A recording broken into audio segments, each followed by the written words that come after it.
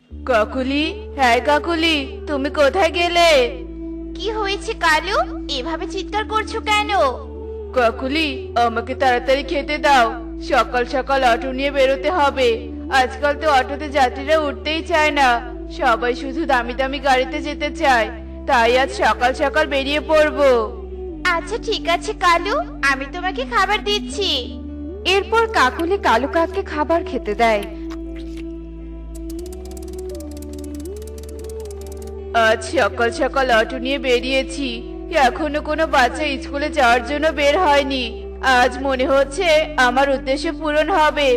ওই তো সামনে একটা বড় রাস্তা দেখা যাচ্ছে, ওই রাস্তায় গেলে নিশ্চয়ই অনেক বাচ্চা পাওয়া যাবে। যাই যাই, তাড়াতাড়ি ওই রাস্তাতেই যাই। এই যে সোনামণি, তুমি স্কুলে যাচ্ছ বুঝি? হ্যাঁ আঙ্কেল, আমি স্কুলে যাচ্ছি। কিন্তু স্কুল তো অনেক দূরে, তোমার তো হেঁটে হেঁটে স্কুলে যেতে অনেক দেরি হবে। তুমি বরং একটা কাজ করো, তুমি আমার অটোতে উঠে বসো, আমি তোমাকে স্কুলে পৌঁছে দিচ্ছি। তুমি আমাকে স্কুলে পৌঁছে দিবে, কিন্তু আমার কাছে তো কোনো টাকা নেই। তাই আমি তোমার অটোতে যাব না, আমি হেঁটে স্কুলে যাব। আরে তুমি তো আমার মেয়ের মতো, তোমাকে একটু স্কুলে পৌঁছে দিয়ে তোমার কাছ থেকে টাকা নিবো ভেবেছো? তোমাকে 1 টাকাও দিতে হবে না। তুমি আমার অটোতে উঠে বসো, আমি তোমাকে স্কুলে নামিয়ে দিয়ে আসছি। তুমি সত্যি বলছো আমার কাছ থেকে টাকা নেবে না? আচ্ছা ঠিক আছে, তাহলে তুমি আমাকে স্কুলে পৌঁছে দিয়ে এসো। এরপর পারুল আর কিছু না ভেবে কালু কাকের অটোরিকশায় উঠে বসে। আর কালু কাক অটোরিকশা নিয়ে যেতে থাকে। আর কালু কাক মনে মনে বলতে থাকে, এই তো আমি আমার প্রথম শিকার পেয়ে গেছি। যাই যাই, কেউ দেখে ফেলার আগেই এই বাচ্চাটাকে আমার গোপন আস্তানায় নিয়ে যাই। আঙ্কেল, তুমি আমাকে কোথায় নিয়ে যাচ্ছ? এটা তো আমার স্কুলে যাওয়ার রাস্তা নয়, এটা তো অন্য একটা রাস্তা। সোনামণি, এটাই তো তোমার স্কুলে যাওয়ার রাস্তা, তোমার মনে নেই? না, এটা আমার স্কুলে যাওয়ার রাস্তা না। তুমি আমাকে মিথ্যে কথা বলছো। তুমি আমাকে নামিয়ে দাও, আমি স্কুলে যাব। এই ছানা, একদম চিৎকার চেঁচামেচি করবি না, এই বলে দিলাম, নয়তো তোকে এখানেই মেরে ফেলে দিয়ে যাব, বুঝেছিস? এই কি, তুমি আমাকে এভাবে বলছো কেন? কে তুমি? আমাকে কেন ধরে নিয়ে এসেছো?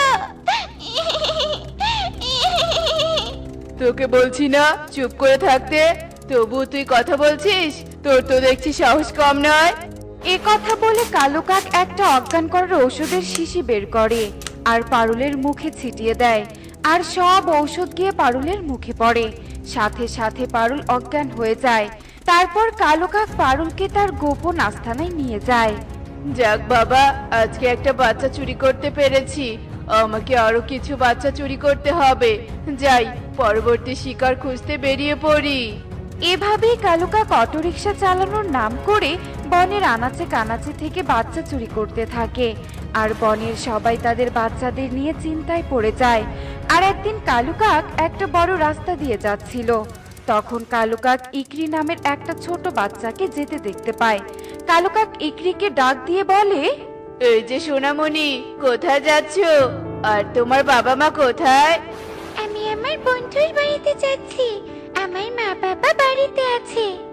ও আচ্ছা, কোথায় তোমার বন্ধুর বাড়ি? আমাকে বলো, আমি তোমাকে পৌঁছে দিচ্ছি।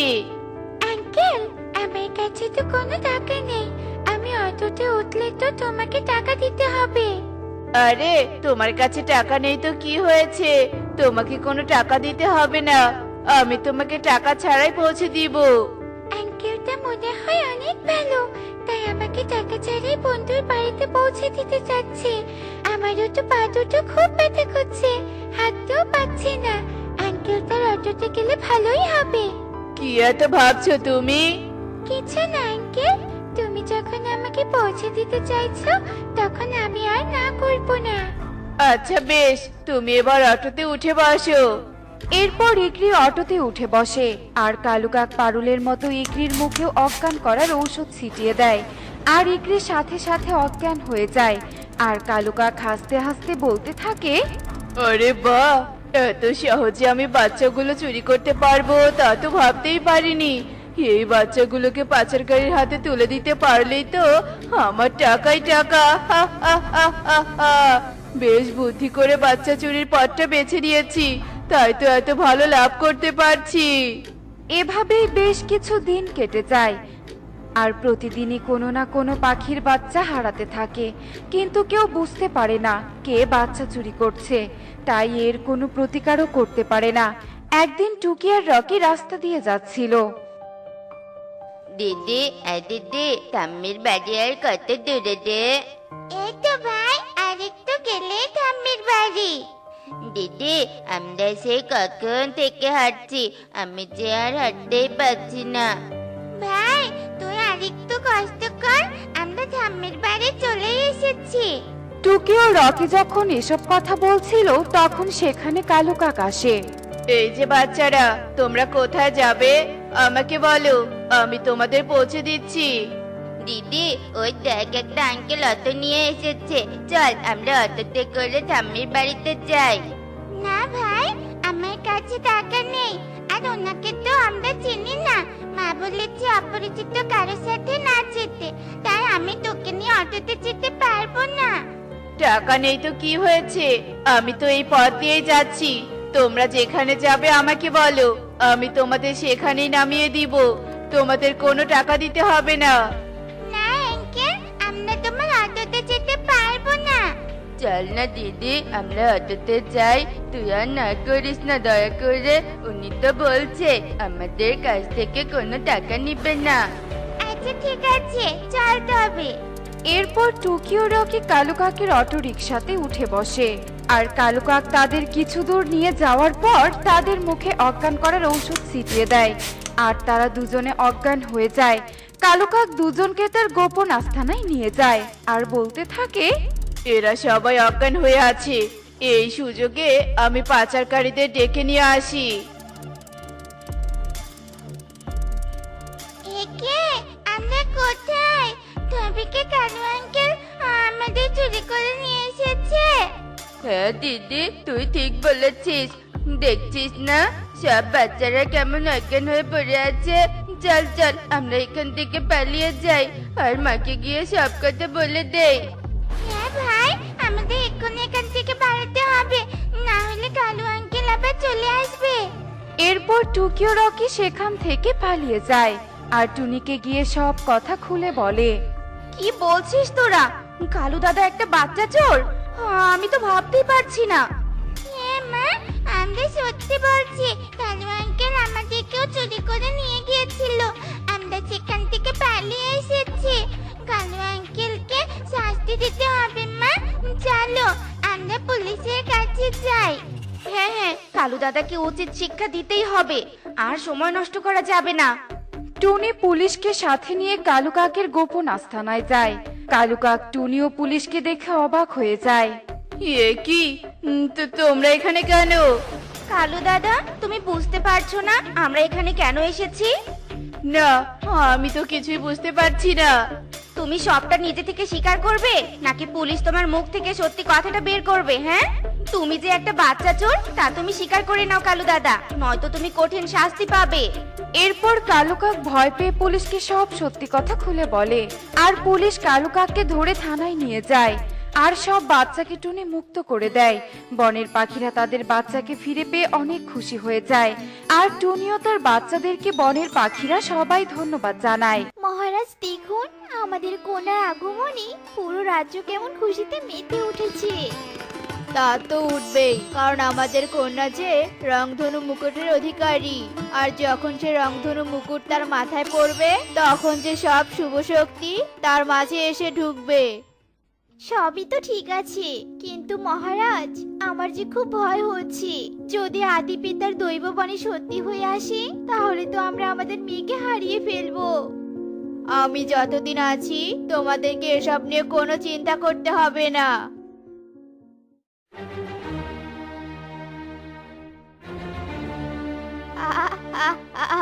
মহারাজ মেয়েকে আগলে রাখার পরিকল্পনা করছেন, তাই না? কিন্তু আমি থাকতে তো তা হবে না। ভালোই ভালোই রংধনু মুকুটটা আমার মাথায় তুলে এই রাজ্যের নতুন রানী হিসেবে অভিষেক করিয়ে দিন। শয়তান জাদুকরনি, যদি নিজের ভালো চাস তাহলে এখান থেকে চলে যা। তুই কিনা করবি আমার ক্ষতি। রাজা তার তলোয়ার নিয়ে জাদুকরনির সাথে লড়াই শুরু করে। বেশ কিছুক্ষণ তাদের মাঝে লড়াই চলতে থাকে, আর এক পর্যায়ে জাদুকরনি রাজাকে হত্যা করে ফেলে। মহারাজ, প্রহরী, কে কোথায় আছো? সবাই এই জাদুকরনিকে আক্রমণ করো, আমার মহারাজ। এরপর প্রহরীরা সবাই জাদুকরনিকে আক্রমণ করতে থাকে, আর সেই সুযোগে রানী কোথায় পালালি তুই? তবে তুই যেখানেই থাকিস না কেন, আমার কথা কান খুলে শুনে রাখ। আমি তোদের রংধনু মুকুট নিয়েই ছাড়বো, কারণ মুকুট পেলে যে আমি আবার যুবতী হয়ে যাব আর সর্বশক্তিমান হয়ে যাব। এবার আমি নিশ্চিন্তে এই রাজ্য শাসন করব। আহ আহ আহ আহ আহ। এরপর জাদুকরনি রাজ্যের সবাইকে নিজের দাস বানিয়ে ফেলে। শয়তান জাদুকরনি তো আমার মহারাজকে আমার কাছ থেকে কেড়ে নিয়েছে, কিন্তু আমার মেয়েকে আমি কিছুতেই হারাতে পারবো না। আমি আরো অনেক দূরে চলে যাব, আর ছোট্ট একটা বাড়ি বানিয়ে আমি আমার মেয়েকে নিয়ে সেখানেই থাকবো। এরপর রানী আবার তার মেয়েকে নিয়ে উড়ে যায়, আর নির্জন একটা জঙ্গলে ছোট্ট একটা ঘর বানায়, আর সেই ঘরে নিজের মেয়েকে নিয়ে থাকতে শুরু করে। মা, মা, আমি অনেক খিদে পেয়েছি, তুমি আমাকে খেতে দাও না মা। আর বাবা কেন আমাদের সাথে এলো না? ও মা, বলো না। মারে, তোর বাবা যে আকাশে তারা হয়ে গিয়েছে, তাই আর কোনোদিনই তোর বাবা ফিরে আসবে না। এখন থেকে শুধু তুই আর আমিই থাকবো। মন খারাপ করিস না রে মা, তুই বস, আমি তোর জন্য খাবারের ব্যবস্থা করছি। রানী তার ছোট্ট মেয়েকে কোনো রকম ভাবে বুঝিয়ে রাখে, আর তারপর রংধনু মুকুটটা লুকিয়ে রাখে। এরপর দেখতে দেখতে কেটে যায় বেশ কয়েকদিন। এদিকে রাজকুমারীও বড় হয়ে ওঠে। মা, দেখো কত সুন্দর রংধনু।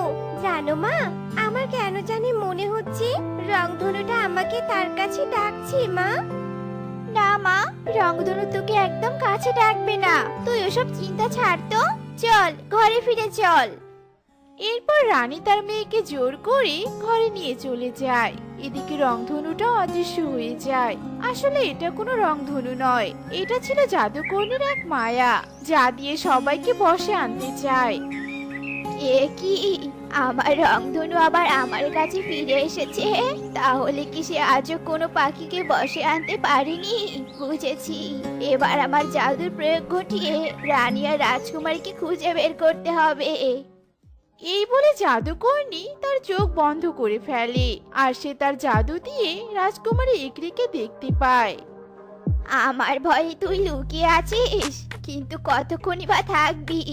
আমি তোকে আমার চালনায় ফেলে জ্বালিয়ে পুড়িয়ে তবেই ছাড়বো। হা হা হা। মারে, রাত তো অনেক হয়ে গিয়েছে, এবার খেয়ে ঘুমিয়ে পড়তো মা। মা, আমার আজ একদম খিদে নেই, আমার খুব ঘুম পাচ্ছে মা, আমি এবার ঘুমিয়ে পড়লাম। ইকরি আর কোনো কথা না বাড়িয়ে সোজা বিছানায় গিয়ে ঘুমিয়ে পড়ে। এদিকে দেখতে দেখতে রাত গভীর হয়ে আসে। মা, তুই তো রংধনু মুকুটটা নিবি না? রংধনু, রংধনু তো আমার অনেক ভালো লাগে। কোথায় আছে রংধনু, দাও আমাকে। এই তো আমার হাতে। আয়, নিয়ে যা, আয়, আর এই নে আমার কাছ থেকে।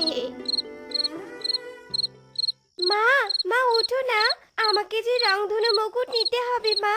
ও মা। না মা, তোকে একদম রংধনু মুকুট নেওয়া যাবে না। এরপর থেকে ওই বুড়ি যদি আবার তোর স্বপ্নে চলে আসে, তুই ওকে আঘাত করে মেরে ফেলবি।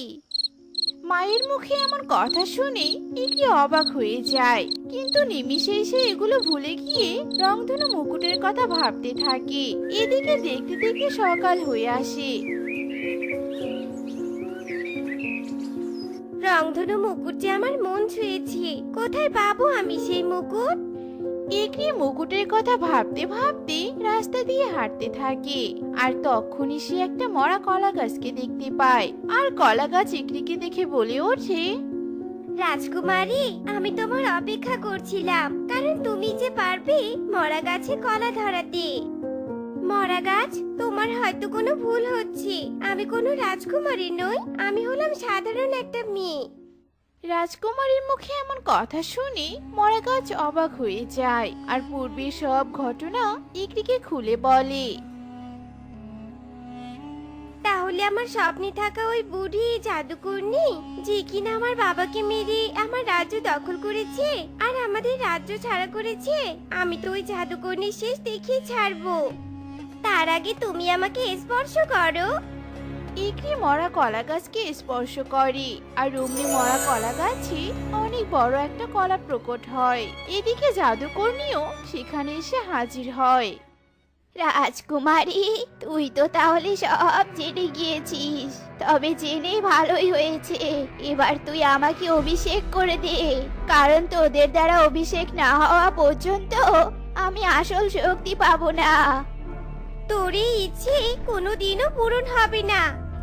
জাদুকরনি ইকরির মুখে না শব্দ শুনে ভীষণ রেগে যায় আর তার সাথে যুদ্ধ শুরু হয়ে যায়। বেশ কিছুক্ষণ তাদের যুদ্ধ চলতে থাকে।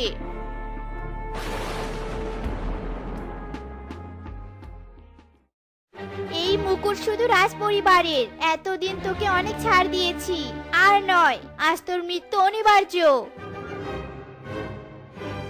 হা হা হা, মূর্খ রানী, এবার তোরা সবাই মরবি, সবাই। এভাবে রাজ পরিবার ধ্বংস হতে পারে না। অশুভ শক্তির কাছে কখনোই শুভ শক্তি হেরে যেতে পারে না। মরা গাছ তার কথা শেষ করে কলার মাধ্যমে ইকরিকে সুস্থ করে আরো দ্বিগুণ শক্তিশালী করে তোলে। মা, আমার হাতে হাত রাখো। আমরা এবার আমাদের শক্তি এক করে এই দুষ্ট জাদুকরনিকে ধ্বংস করে দিব। ইকরির কথা মতো রানী তার হাতে হাত রাখে আর তখনই তাদের শক্তি দ্বিগুণ হয়ে যায়। আর তাদের শক্তির আলোক রশ্মি গিয়ে জাদুকরনির গায়ে লাগে আর জাদুকরনি ধ্বংস হয়ে যায়। আমি আবার ফিরে আসবো, আবার।